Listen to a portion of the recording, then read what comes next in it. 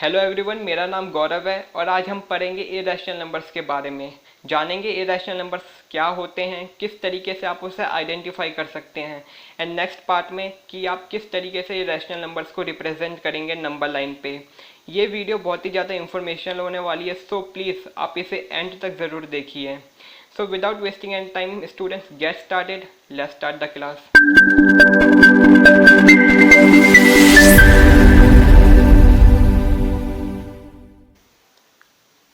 Now students, ये rational numbers को समझने से पहले आपको रैशनल नंबर्स के बारे में ज़रूर पता होना चाहिए। अगर आपको नहीं पता रैशनल नंबर्स क्या होते हैं तो हमारी फर्स्ट वीडियो रैशनल नंबर्स के ऊपर थी, प्लीज़ उसे ज़रूर देखिए। आई बटन पे आपको उसका लिंक मिल जाएगा। अदरवाइज़ इस वीडियो में भी आपको रैशनल नंबर्स के बारे में थोड़ा बहुत आइडिया लग जाएगा। तो आइए इरेशनल नंबर्स को डिफाइन करते हैं कि इरेशनल नंबर्स होते क्या हैं। फर्स्ट ऑफ ऑल कि आपका जो इरेशनल नंबर्स है वो अपोजिट वर्ड है रैशनल नंबर्स का। तो आइए डेफिनेशन पे आते हैं कि इरेशनल नंबर्स आपके क्या होते हैं। इरेशनल नंबर्स आपके वो नंबर्स होते हैं जिन्हें आप पी बाई क्यू के फॉर्म में नहीं लिख सकते, राइट। पी बाई क्यू का मतलब क्या, सो कन्फ्यूजिंग, राइट। तो आइए हम इसे कुछ एग्जाम्पल के साथ समझते हैं कि इस डेफिनेशन का मतलब क्या है। ओके, हमने रैशनल नंबर और इरेशनल नंबर्स के कुछ एग्जांपल्स लिए हैं। लेफ्ट हैंड साइड आप देखेंगे तो इरेशनल नंबर्स के एग्जांपल्स है और राइट हैंड साइड पे आपको रैशनल नंबर्स के एग्जांपल लिखेंगे। तो आइए एक एक करके हम डेफिनेशन का मतलब समझेंगे। जैसे कि मैंने आपको कहा कि आपका जो इरेशनल नंबर है वो अपोजिट टर्म है किसका, रैशनल नंबर का। तो इट मीन्स अगर इरेशनल नंबर्स आप पी बाई क्यू के फॉर्म में नहीं लिख सकते तो ऑन द अदर हैंड आप रैशनल नंबर्स को पी बाई क्यू के फॉर्म में लिख सकते हैं, राइट। तो पी बाई क्यू का मतलब क्या है, पी बाई क्यू का इतना सा मतलब है कि आप इसे फ्रैक्शंस के रूप में किस तरीके से लिखेंगे। फ्रैक्शन मीन्स कि आप यहाँ पे एग्जाम्पल लिख रहे हैं 8/5, तो ये आपका ऑलरेडी क्या है, पी बाई क्यू के फॉर्म में। यहाँ पे पी क्या है, यहाँ पे आपका पी क्या है, 8 है, ओके। आपका क्यू क्या है, 5 है। पी का मतलब होता है न्यूमरेटर, पी का मतलब क्या होता है, न्यूमरेटर, और क्यू का मतलब क्या होता है, डिनोमिनेटर। आई होप आपको समझ आ रहा है। यहाँ पे P क्या 8 है और Q क्या है 5 है। यहाँ पे P का मतलब क्या है, न्यूमरेटर होता है आपका, Q क्या डिनोमिनेटर है, ओके। तो यहाँ पे 3/2 आप देख रहे हैं, ये भी क्या आपके P बाई क्यू के ऑलरेडी फॉर्म में है, तो ये भी आपका क्या रैशनल नंबर्स है। अगर हम यहाँ पे ध्यान से देखें तो आपका 7 और 1 है, क्या आपका ये भी रैशनल नंबर्स है? जी हाँ, ये भी आपका रैशनल नंबर्स है। क्यों? क्योंकि हम इसे P बाई क्यू के फॉर्म में रिप्रेजेंट कर सकते हैं। किस तरीके से, आप यहाँ देख सकते हैं आपका ऑलरेडी P7 दे रखा है बट Q आपको नहीं दे रखा। तो इस इट मीन्स जहाँ पे आपका Q नहीं दे रखा होता वहाँ पे क्या होता है, आपका 1 होता है। सो आप देख सकते हैं अब ये P बाई क्यू के फॉर्म में हो चुका है। तो यहाँ पे 7/1 आपका P बाई क्यू के फॉर्म में हमने लिख दिया। सो इट मीन्स कि ये भी आपका रैशनल नंबर्स है। तो इसी तरीके से हम 1 को देखें तो इसके नीचे P क्या है, आपका 1 है, और Q क्या है आपका, यहाँ पे भी 1 है। तो ये चीज़ भी क्या होगी, आपकी रैशनल नंबर्स हो गई। बट इस तरफ हम देखें तो ये आपका इरेशनल नंबर्स क्यों है, क्योंकि डेफिनेशन कह रहा है कि आपका इसे पी बाई क्यू के फॉर्म में नहीं लिख सकते। बट कुछ लोग हमारे क्या होंगे, कुछ इंटेलिजेंट व्यूअर होंगे जो सोच रहे होंगे सर अगर √2 को हम पी मान लेते हैं तो डिनोमिनेटर आपका क्या हो जाएगा, 1 हो जाएगा। तो ये ऑलरेडी आपका क्या हो गया, पी बाई क्यू के फॉर्म में हो गया, तो ये आपका इरेशनल नंबर्स क्यों है, राइट। आपने सही सोचा। अगर हम क्या मान लेते हैं, इसको हम √2/1 भी तो लिख सकते हैं। तो ये आपका यहाँ पे P हो गया, ये आपका यहाँ पे Q हो गया, तब भी ये आपका क्या है, रैशनल नंबर्स नहीं है। वाई? आप डेफिनेशन को ध्यान से देखिए, ये कह रहा है कि it can not be written in the form of P by Q. Okay, हमने P बाई क्यू के फॉर्म में नहीं लिख सकते, बट यहाँ पे आप देख रहे हैं वेयर, यहाँ पे कुछ एडिशनल इंफॉर्मेशन भी दे रखी है, जहाँ पे ये कह रहा है P और Q आपका क्या होना चाहिए, इंटीजर्स होने चाहिए। क्या होने चाहिए, इंटीजर्स होने चाहिए। तो अब जहाँ पे रैशनल नंबर्स को अगर देखोगे तो ये सारे आपके क्या इंटीजर्स है। इंटीजर्स क्या होते हैं, आपके पॉजिटिव नेगेटिव नंबर्स होते हैं, ओके। तो आपकी ये ऑलरेडी सारे पॉजिटिव है, बट अगर हम यहाँ पे -3 लिख देते तब भी आपका क्या रैशनल नंबर्स हैं। सो इट मीन्स कि आपके P और Q क्या होने चाहिए, इंटीजर्स होना ज़रूरी है। बट यहाँ पे हम ध्यान से देखें कि हमने √2/1 तो लिख दिया जो कि P बाई क्यू को फॉर्म में हमने रिप्रेजेंट कर दिया, बट यहाँ पे P आपका क्या है, अंडर रूट में है, यानी आपका इंटीजर्स नहीं है। सो जो आपके इंटीजर्स नहीं होते वो आपके क्या होंगे, इरेशनल नंबर्स होंगे। इट मीन्स कि आपके जो ये सारे नंबर्स हैं इन्हें हम P बाई क्यू के फॉर्म में लिख सकते हैं, √3/1, √5/1, बट ये तब भी आपके क्या होंगे, इरेशनल नंबर्स कहलाएंगे। क्यों? क्योंकि यहाँ पे P आपका क्या है, √3, √5 मतलब इंटीजर्स नहीं है, और जो रैशनल नंबर्स नहीं होते वो आपके क्या होते हैं, इरेशनल नंबर्स होते हैं। ओके, अगर बात करें यहाँ पे पाई और डेसिमल्स की, ये आपके इरेशनल नंबर्स क्यों हैं, इस चीज़ को हम आने वाली वीडियोस में कवर करेंगे जहाँ पे डेसिमल एक्सपेंशंस के बारे में पढ़ेंगे।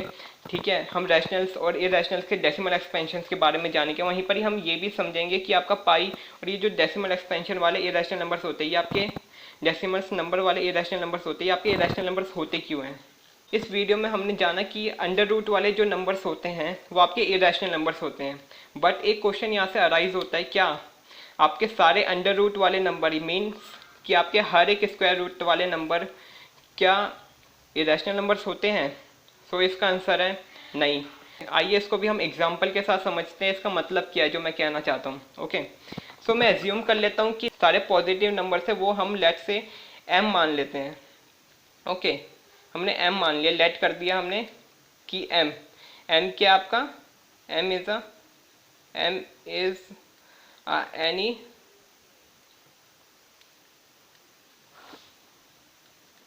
Positive number. आप चाहे तो कोई भी अल्फ़ाबेट एज्यूम कर सकते हैं, यहाँ पे मैंने m मान लिया। ठीक है, कि आपका कोई पॉजिटिव नंबर हो सकता है। m मीन्स कि जो अंडर रूट के अंदर जो नंबर्स आएंगे वो आपके क्या पॉजिटिव होंगे। क्यों? क्योंकि अंडर रूट के अंदर कभी भी नेगेटिव नंबर्स नहीं आते, आपके सिर्फ पॉजिटिव नंबर्स आ सकते हैं। ओके, तो यहाँ पे m की वैल्यू अगर मैं डिफाइन कर दूँ कि m की वैल्यू क्या क्या होनी चाहिए, m की वैल्यू मैं मान लेता हूँ कि आपकी 1 2 3 4 5 एंड लास्ट 6, ये आपके 6 नंबर्स मैंने एज्यूम कर लिए कि आपकी m की वैल्यू है। यहाँ पे पुट कर दिया √1 √2 √3, यहाँ पे √4 √5 और √6, ये हमने क्या कर दिया अंडर रूट में कर दिया। यहाँ पे m की वैल्यू आप देख सकते हैं, यहाँ पे 1 2 3 4 5 6 और बाकी इसके ऊपर स्क्वायर रूट कर दिया हमने। ओके, अब हम इसमें से क्लासीफाई करेंगे, मीन्स आइडेंटिफाई करेंगे कि इसमें से आपका क्या इरेशनल नंबर्स कौन से हैं। ठीक है, तो सबसे पहले हम जानेंगे कि इनकी वैल्यूज़ क्या है, क्योंकि इसकी वैल्यूज़ के अकॉर्डिंग हम क्लासीफाई कर सकेंगे कि आपके इरेशनल नंबर्स कौन से, इरेशनल नंबर्स कौन से हैं। क्योंकि जैसे कि मैंने बोला कि आपके हर एक square root numbers irrational numbers नहीं हो सकते, तो हम किस तरीके से आइडेंटिफाई करेंगे, आइए हम समझते हैं अब। ठीक है, आपको पता होगा कि 1 का जो स्क्वायर रूट होता है वो 1 होता है। ठीक है, इसी तरह से 4 का स्क्वायर रूट क्या होता है, 2 होता है। अब देखते हैं 2 का स्क्वायर रूट क्या होता है। क्या 2 का स्क्वायर रूट होता है? 2 का स्क्वायर रूट होता है, बट वो डेसिमल्स में होता है, तो हम इसमें डेसिमल्स नहीं मान सकते क्योंकि वो डेसिमल्स आपके इंटीजर्स नहीं हो सकते। तो इट मीन्स कि स्क्वायर रूट हम यहाँ पे एज्यूम कर लेते हैं कि 2 का स्क्वायर रूट क्या है, 2 का स्क्वायर रूट 2 का स्क्वायर रूट ही रहेगा। इसी तरीके से 5 का स्क्वायर रूट क्या है, 5 का स्क्वायर रूट भी 5 का ही रहेगा। इसी तरीके से 3 का स्क्वायर रूट क्या है, 3 ही रहेगा। और 6 का स्क्वायर रूट क्या है, 6 ही रहेगा। ठीक है, जो हमने यहाँ पे एग्जांपल्स देखा उसमें आप क्या चीज़ ऑब्जर्व कर रहे हैं, आप ध्यान से देखो तो हमने जब स्क्वायर रूट 1 का और 4 का किया तो उसका स्क्वायर रूट हो गया, बट हमने स्क्वायर रूट 2 3 और 5 6 का किया, उसका स्क्वायर रूट नहीं हो पाया। इसका कंक्लूजन क्या निकलता है कि जिसका स्क्वायर रूट नहीं होता, यानी जिसका स्क्वायर रूट हो जाता है, वो चीज़ आपका क्या होगा, रैशनल नंबर्स होगा। इट मीन्स कि ये जो दो नंबर्स हैं ये आपकी क्या है, रैशनल नंबर्स हैं। रैशनल नंबर्स है क्यों? क्योंकि ये चीज़ आपकी क्या है, इंटीजर्स है। लेकिन हम यहाँ पे देखें बाकी के एग्जांपल्स, वो चीज़ आपके इंटीजर्स नहीं है, तो इट मीन्स कि ये सारे नंबर्स आपके क्या हुए, ये रैशनल नंबर्स हुए। इस एग्जांपल के थ्रू हमारा ये कंक्लूजन निकलता है कि आपके सारे स्क्वायर रूट नंबर्स तो इरेशनल नहीं हो सकते। आपके कौन से स्क्वायर रूट नंबर्स इरेशनल्स होंगे, जिनका स्क्वायर रूट नहीं हो पाएगा, यानी जो नॉन परफेक्ट होते हैं। नॉन परफेक्ट का मतलब कि नॉन परफेक्ट का मतलब किसी पॉजिटिव इंटीजर का अगर स्क्वायर रूट करते हैं उसका स्क्वायर रूट नहीं निकलता तो वो आपके रैशनल नंबर्स होते हैं, यानी उन्हें नॉन परफेक्ट स्क्वायर नंबर्स बोला जाता है। और जिनका स्क्वायर रूट हो जाता है उन्हें रैशनल नंबर्स, वो रैशनल नंबर्स की कैटेगरी में आ जाते हैं। और उन नंबर्स को क्या कहते हैं, परफेक्ट स्क्वायर नंबर्स कहते हैं।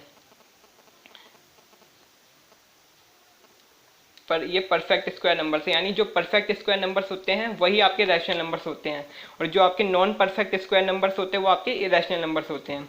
आई थिंक आपको अच्छे से समझ में आ गया कि कौन से स्क्वायर रूट आपके इरेशनल नंबर्स होंगे और कौन से स्क्वायर रूट आपके इरेशनल नंबर्स नहीं होंगे।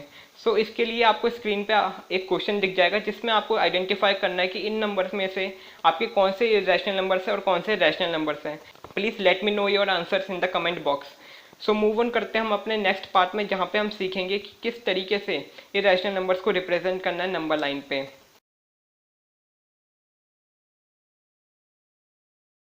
नाउ स्टूडेंट्स, नंबर लाइन पे इरेशनल नंबर्स को रिप्रेजेंट करने से पहले आपको पाइथागोरस थ्योरम्स के बारे में पता होना चाहिए, क्योंकि इसमें हम पाइथागोरस थ्योरम का यूज़ करने वाले हैं। अगर आपको नहीं पता तो सबसे पहले उसको समझाता हूँ कि पाइथागोरस थ्योरम होता क्या है। सो पाइथागोरस जो थ्योरम होता है वो आपका राइट एंगल ट्रायंगल होता है।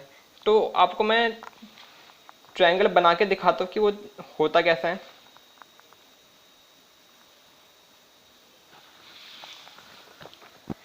जैसे कि आपने देखा कि एक ट्रायंगल बनाया है, जो कि सपोज कर लीजिए कि ये राइट एंगल पे बना रखा है, यानी ये जो आपको हाइट दिख रही है ये आपका क्या है, 90 डिग्री है। ये रिप्रेजेंटेशन के लिए हमने ये बॉक्स बना दिया है। ये आपका क्या शो करता है कि ये ट्रायंगल आपका राइट एंगल ट्रायंगल है, मीन्स आपका ये 90 डिग्री पे फॉर्म हुआ है। तो हमेशा पाइथागोरस थ्योरम आपका वहाँ पे अप्लाई होगा जब आपका राइट एंगल ट्रायंगल होगा, यानी 90 डिग्री पे कोई ट्रायंगल बनेगा।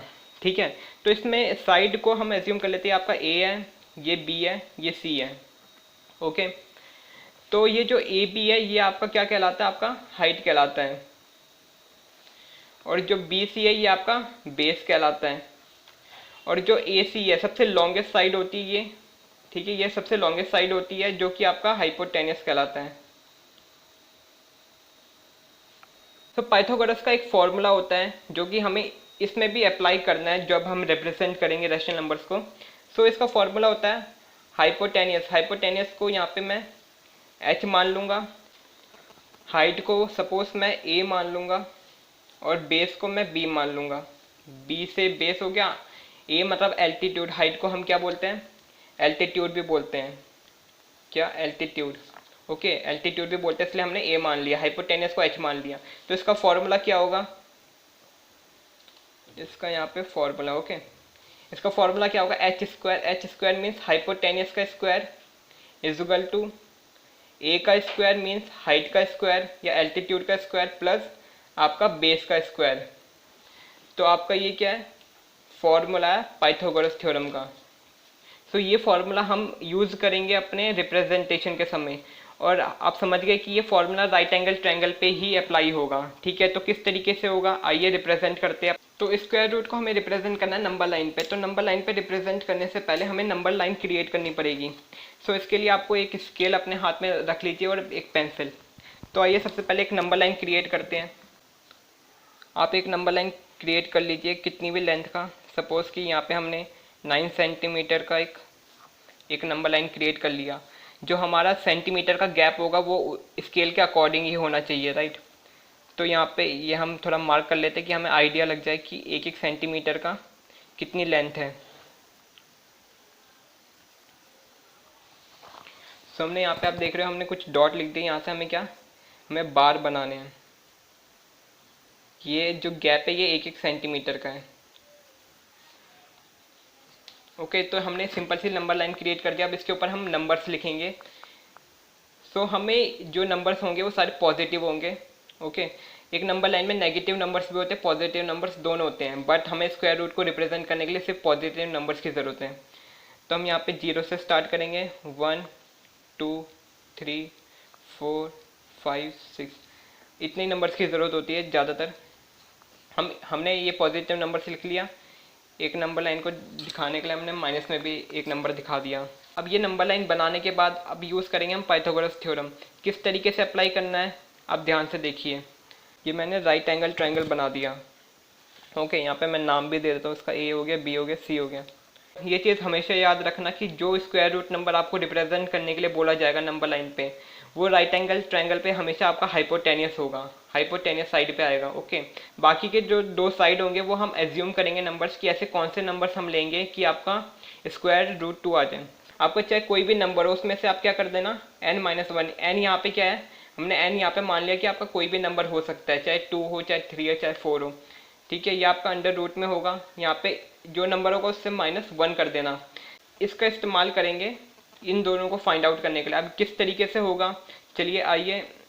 सबसे पहले हमने n माना, n क्या यहाँ पे 2 है, तो 2 में से 1 माइनस करेंगे तो अंडर रूट 1 आ जाएगा, राइट। हमने क्या किया, हमने 2 में से ये माइनस किया तो हमारा क्या आ गया, अंडर रूट 1 आ गया। अंडर रूट 1 की वैल्यू क्या है, 1 होती है। ये 1 हम चाहे तो बेस मान सकते हैं या तो हाइट मान सकते हैं। ओके, इस फॉर्मूले में पुट करेंगे, आपको लिख के बता देता हूँ। ये रहा हाइपोटेनस का स्क्वायर। हाइपोटेनस का स्क्वायर क्या है, √2 का स्क्वायर। ओके, और यहाँ पे क्या आएगा, ए मतलब क्या, आपका हाइट। आपकी हाइट एक की वैल्यू निकल के हम मान लेते हैं आपकी क्या, आपकी हाइट 1 है, तो मीन्स कि ये 1 का स्क्वायर। बेस को हम क्या माने कि आपका क्या आ जाए, 2 आ जाए, तो 1 के साथ हम क्या 1 ऐड कर देंगे तो आपका 2 आ जाएगा, तो 1 का स्क्वायर।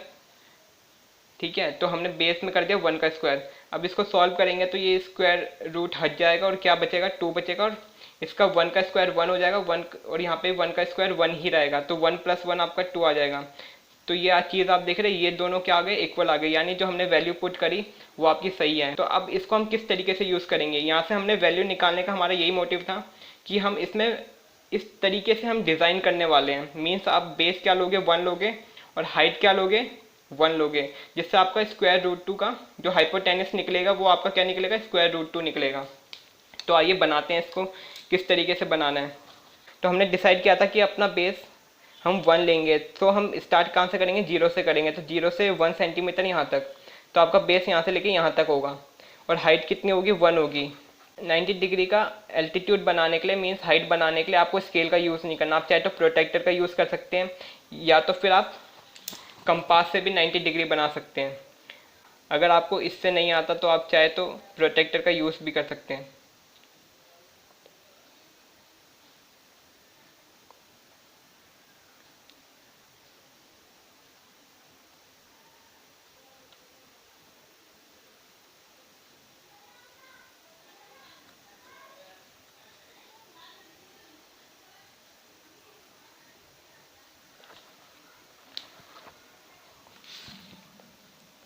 यहाँ पे हमारा एक इंटरसेक्शन, ये हमारी 90 डिग्री पे क्या हो गई, हाइट हो गई, लेकिन लेंथ चाहिए कितनी, हमने डिसाइड कितना किया था, 1 सेंटीमीटर।